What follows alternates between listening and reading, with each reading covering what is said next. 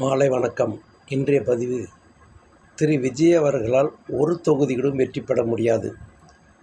8 to 10% ஓட்டு வச்சு அவர் 234 தொகுதியிலும் டெபாசிட்டை எடுக்க உள்ளார். ஏன் இதை சொல்லுகின்றேன் என்றால், அவருக்கு அரசியல் அனுபவம் கிடையாது. ஏதோ சின்ன பசங்கள்லாம் கூடியிருக்காங்க அப்படின்ற நம்பிக்கையில் இருக்கிறார். கூட இருக்கவங்களாம் அவருக்கு அந்தளவுக்கு சப்போர்ட் கிடையாது. அதனால் தோல்வியின் ரகசியம் அவருக்கு தெரியும். இருந்தாலும் கூடங்களை வச்சுட்டு பந்தோ பண்ணிக்கிட்டு அரங்கத்துக்குள்ளே மீட்டிங் போடுறாரு. எதுவரை ஏகப்பட்ட பிரச்சனை தமிழ்நாட்டில் நடந்திருக்கு. அந்த பிரச்சனைலாம் குரல் கொடுத்துருக்காரா, கேட்டிருக்கிறாரா? எதுவுமே கிடையாது. ஆனால் மக்கள் அப்படியே 2,20,00,000 பேர் வீட்டுக்கள் அப்படியே நேராக ஓட்டு பூத்துக்கு வந்து ஓட்டு போட்டுவார். என்ன கனவு!